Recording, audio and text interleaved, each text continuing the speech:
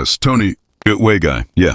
You, the one half curled under a blanket and pretending you'll just listen for 5 minutes. Welcome. Back to boring history for sleep. Don't worry, you're safe here. No exams, no loud intros, no weird sound effects, just you, me, and a slow drift into the strangest bedtime story you didn't know you needed. Tonight we're going somewhere warm, ancient, and full of sand that gets everywhere. That's right, the land of the Pharaohs, ancient Egypt, the only civilization where people spent half their lives preparing to die. Beautifully. Kind of poetic, right? Life goals look fabulous even when mummified. Now, before we wander down the Nile, do me a favor. Take a moment to like the video and subscribe, but only if your eyelids are still working. And hey, drop a comment with your location and your local time. It's my favorite part, seeing night owls from Tokyo to Texas drifting off together.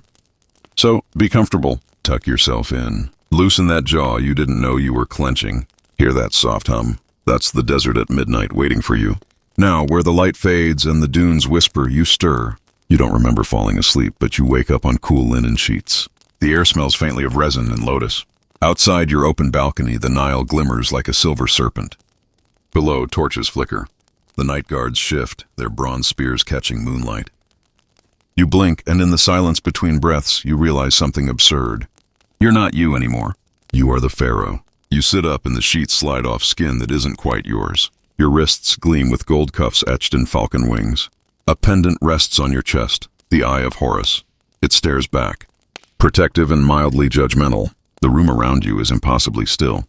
Pillars carved with stories rise high, painted in colors no modern paint could mimic. At the far end, a harp hums quietly by itself. You wonder if someone's playing it, or if even music obeys you now. You swing your legs off the bed, heavy with jewelry, yet graceful, and step onto the polished stone floor. It's cold. Goosebumps race up your arms. So much for divine blood. The gods might live in you, but they didn't give you temperature immunity. The horizon outside glows faintly pink. The first hour of dawn approaches.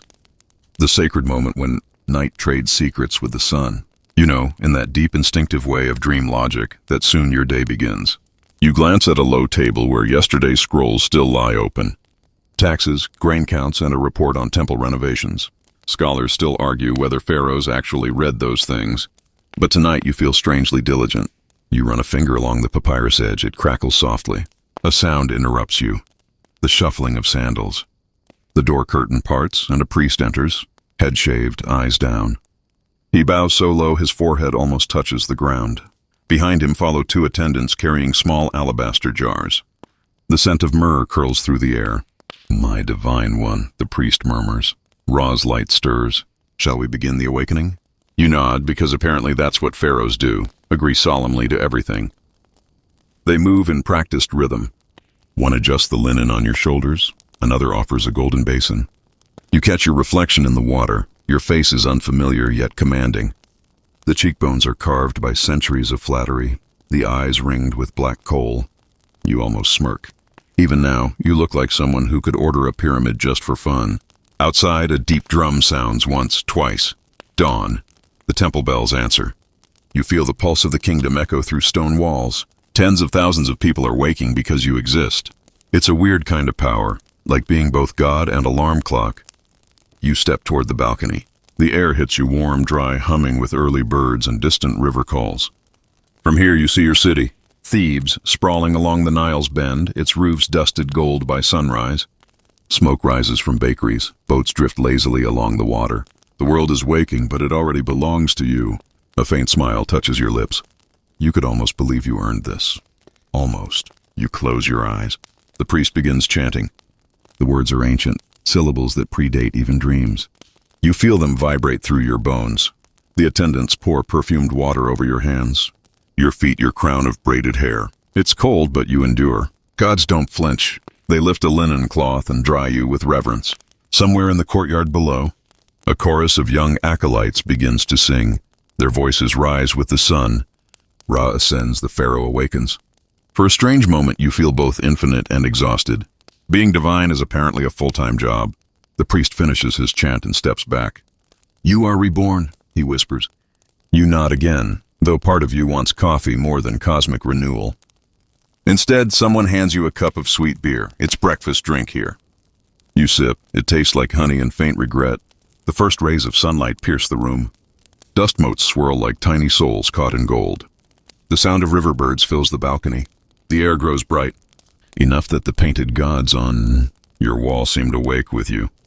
Anubis's eyes glinting faintly. Isis smiling that mysterious half-smile. You rest your palms on the cool stone railing and watch the light spill across your empire. For a moment you wonder what it would be like to just step down, walk among the farmers, eat simple bread without ceremony. But the thought passes like a breeze through reeds.